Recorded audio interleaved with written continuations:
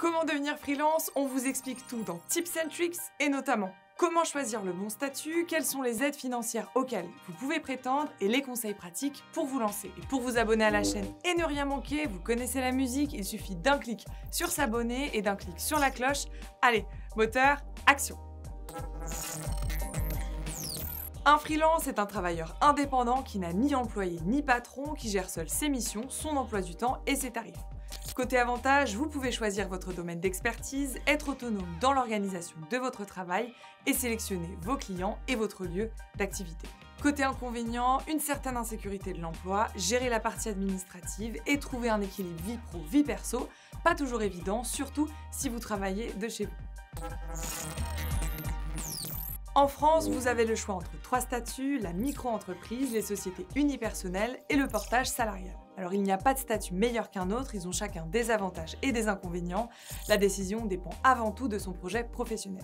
La micro-entreprise, c'est le statut choisi par la majorité des indépendants car il est simple à créer. Ça se fait directement auprès du centre de formalité des entreprises ou sur le site autoentrepreneur.ursaf.fr.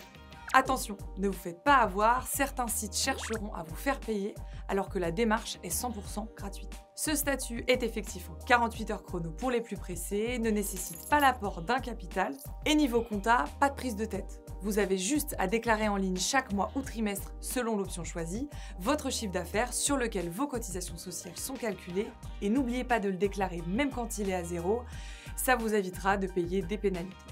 D'ailleurs, petit conseil, mettez-vous un rappel automatique dans vos agendas, une charge mentale en moins, c'est toujours ça de prix.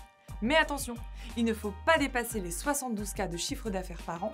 Vous avez très peu de protection sociale, ce qui veut dire que vous n'avez pas de prévoyance. Vous serez relié à la SSI qui a ses limites.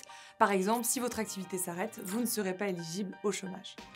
Vous ne pouvez pas déduire vos frais de vos bénéfices et récupérer la TVA sur vos achats professionnels. Enfin, votre patrimoine est confondu avec votre société. En gros, l'ensemble de vos biens sont saisissables par les créanciers professionnels, donc n'hésitez pas à souscrire une assurance pour éviter de voir débarquer les huissiers. Deuxième statut, les sociétés unipersonnelles. On y retrouve les SASU et les EURL qui ont des avantages en commun. Pas de plafond en termes de chiffre d'affaires, la possibilité de déduire vos frais professionnels et votre patrimoine personnel est protégé. Enfin, si vous avez du patrimoine, parce que moi, c'est... Enfin bon. Et si votre activité se développe, vous pourrez avoir des associés.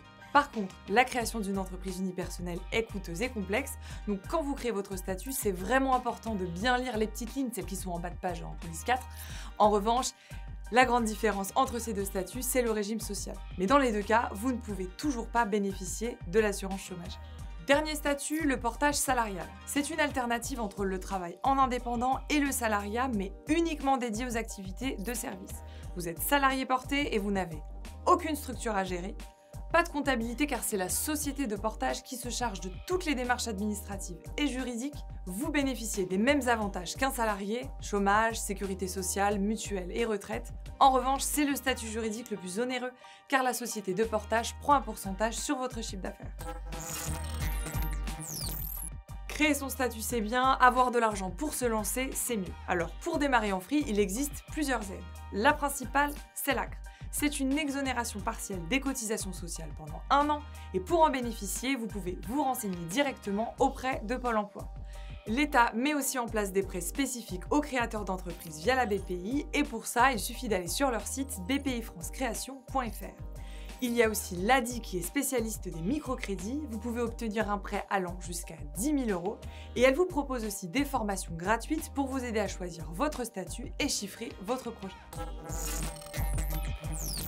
En parallèle de la création de votre statut et de la demande d'aide, c'est aussi important de se demander si son entreprise va marcher. Il faut donc réaliser une étude de marché, définir sa cible principale et ses concurrents. Comment trouver des clients? Il faut communiquer sur votre nouvelle activité et prospecter. C'est donc le moment d'être présent sur les réseaux sociaux en privilégiant la qualité à la quantité, de vous inscrire sur les plateformes freelance comme Malte, Crème de la Crème ou encore freelance.com pour trouver des missions. De créer votre site internet avec Wix ou Squarespace par exemple, ou encore de networker. Mais n'oubliez pas, même quand on a décroché des missions, c'est important de continuer de prospecter et ça permet d'éviter de se retrouver en galère après une mission. Pour déterminer ces tarifs, ça va dépendre du secteur d'activité, de la localisation et de vos années d'expérience notamment. Faites un benchmark des prix du marché où vous pouvez aussi calculer votre TJM. Pour cela, il suffit de prendre le salaire net mensuel que vous souhaitez percevoir, de le multiplier par 2 et de diviser ce résultat par 18.